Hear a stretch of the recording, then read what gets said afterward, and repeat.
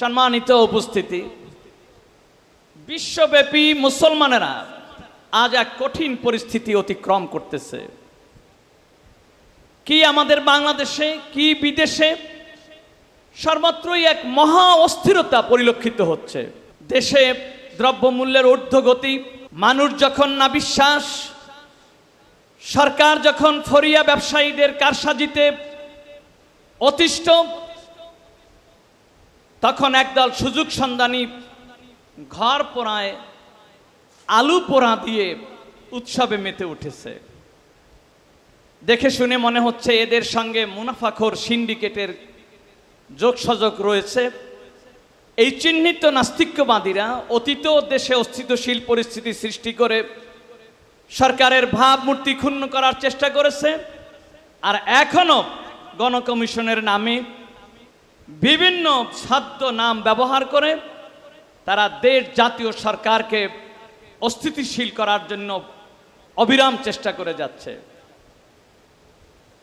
নাস্তিকদের প্রধান টার্গেট ইসলাম ও মুসলমান।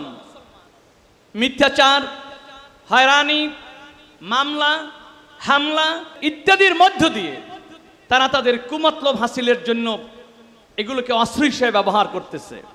তোমরা আলেমদের বিরুদ্ধে বলবে, তাহলে ডাইরেক্ট কেন বলছো না?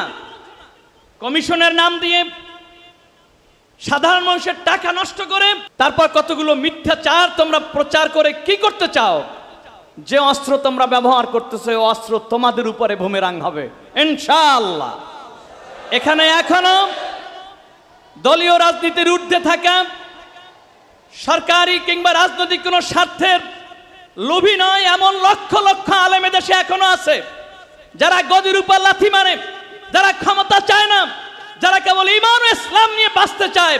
সুতরাং এই সমস্ত নিরহ মুসলমানদের কারণে আল্লাহর গায়বী সাহায্য আসবেই আসবে। যা তারা মনে করেছে ওদের ফুৎকারে ওদের মুখ পুড়বে, ইসলামের বাতি নিভবে না ইনশাআল্লাহ। কে কোন দলের, কে কোন মতের, তা নাস্তিকদের বিবেচ্য বিষয় নয়। বরং মুসলমান তুমি ইউহাবি হও আর সুন্নি হও, দাওবন্দি হও আর রেজুবি হও, সুযোগ পেলেই ওরা তোমার ক্ষতি করতে ছাড়বে না, যা ইতিমধ্যে 116 জন আলেমের নামের তালিকা থেকে প্রমাণিত হয়েছে। আর এ কারণে আল্লাহ তাআলা ইরশাদ করতেছেন, ওয়ালা তানাজাউ ফাতাফশালু ওয়া তাযহাবা রিহুকুম, তোমরা পরস্পরে বিবাদে লিপ্ত হও না। যদি তোমরা ঝগড়া ফাসাদ বিবাদে লিপ্ত হও, দল উপদলে বিভক্ত হয়ে পড়ো, তবে তোমরা তোমাদের শক্তি সামর্থ্য হারিয়ে ফেলবে, তোমরা অস্তিত্বের সংকটে পড়বে, তোমরা দুর্বল হয়ে পড়বে, তোমাদের প্রভাব বিনাশ হয়ে যাবে। স্পষ্ট আল্লাহ পাকের ঘোষণা। অতএব দল মত সিলসিলা নির্বিশেষে দর্শে নিজামি কি আলিয়া, সুন্নি কি রুজুবি, আমি সমস্ত ওলামা মাশায়েখদের কাছে উদাত্ত আহ্বান করব, পীর মাশায়েখদের কাছে শ্রদ্ধা ভরা নিবেদন করব, আসুন আমরা আল্লাহর হস্তে ঐক্যবদ্ধ হই। ঐক্যবদ্ধ থাকলে নাস্তিক ধর্মদ্রোহীদের ষড়যন্ত্র তৃণখণ্ডের মতো ভেসে যাবে ইনশাআল্লাহ। ঈমান রক্ষায়, দেশ রক্ষায়, স্বাধীনতা সার্বভৌমত্ব রক্ষায়, দেশদ্রোহী নাস্তিকদের মোকাবেলায় ঐক্যবদ্ধ হওয়া আজ সময়ের দাবি।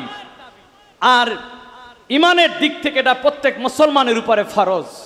দেশের আপামার জনসাধারণের প্রতি আহ্বান জানাচ্ছি, আপনারা নাস্তিক্যবাদীদের প্রোপাগান্ডায় বিভ্রান্ত হবেন না। নাস্তিকদের কাজ হলো প্রশাসন ও শিক্ষা প্রতিষ্ঠান থেকে ইসলামী ভাবধারা মুছে ফেলে একটি ধর্মহীন সমাজ নির্মাণ করা। বিজ্ঞ ওলামায়ে কেরাম যখন ওয়াজ মাহফিল, জুমার খুতবা, অনলাইন মিডিয়ার মাধ্যমে ধর্ম শিক্ষার পথ বেছে নিয়েছে, তখন নাস্তিক্যবাদীরা তাদের ষড়যন্ত্রের অংশ হিসাবে ওলামায়ে কেরামকে টার্গেট করে মিথ্যা মামলা দিয়ে তাদের নৈতিকতার জায়গায় কালিমা লেপন ও কণ্ঠরোধের অপচেষ্টা করে যাচ্ছে। কোন ঈমানদার ওদের কথায় আস্থা রাখবেন না। ওরা গণকমিশন করে যে দাবি করতেছে আপনারা গণকমিশনের প্রত্যেকটা ব্যক্তির চরিত্র খুঁজে দেখেন, ওরা ওদের পারিবারিক জীবনে শান্তি কায়েম করতে পারেনি, ওরা ওদের ব্যক্তিগত জীবনে সাম্য কায়েম করতে পারেনি।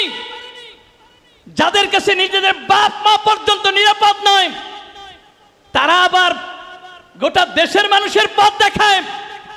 আল্লাহ আমাদেরকে সতর্ক হওয়ার তৌফিক দান করুক।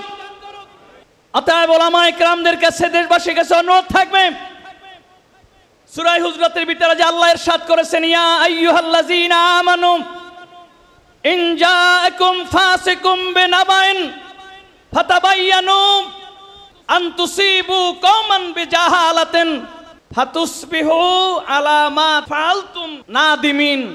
হে ঈমানদার, যদি কোনো পাপাচারী মানুষ তোমাদের কাছে কোনো সংবাদ নিয়ে আসে, তবে তোমরা পরীক্ষা করে দেখবে, যাতে অজ্ঞতাবশত কোনো সম্প্রদায়ের ক্ষতি সাধনে প্রবৃত্ত না হও এবং পরে নিজের কৃতকর্মের জন্য অনুতপ্ত না হও। অতএব নাস্তিক্যবাদীদের প্রোপাগান্ডায় বিভ্রান্ত না হয়ে আপনারা নিজ নিজ অবস্থান থেকে শান্তিপূর্ণভাবে ইসলাম বিরোধী ষড়যন্ত্রের প্রতিবাদ করুন। সরকারের প্রতি আমার আরজ, আমরা সরকারের প্রতি বিনীতভাবে আহ্বান জানাচ্ছি, আলেম ওলামার ভুল ভ্রান্তি নিরসনে প্রয়োজনে হক্কানি ওলামায়ে কেরামের পরামর্শ নিন। ওলামায়ে কেরাম সম্পর্কে সিদ্ধান্ত নিতে কেন গণকমিশনকে প্রশ্রয় দিচ্ছেন? আমার মনে হয় না যে আমাদের সরকার এই গণকমিশনের সাথে প্রত্যক্ষ বা পরোক্ষ কোনো জড়িত, আমি বিশ্বাস করি না। অতএব সরকারের কাছে অনুরোধ থাকবে, যদি ওলামায়ে কেরামের কোনো ভুল ভ্রান্তি নিরসনের প্রয়োজন মনে করেন, তাহলে হক্কানি ওলামায়ে কেরামের পরামর্শ নিন। নাস্তিক ধর্মদ্রোহীদের ফাঁদে পা দেবেন না।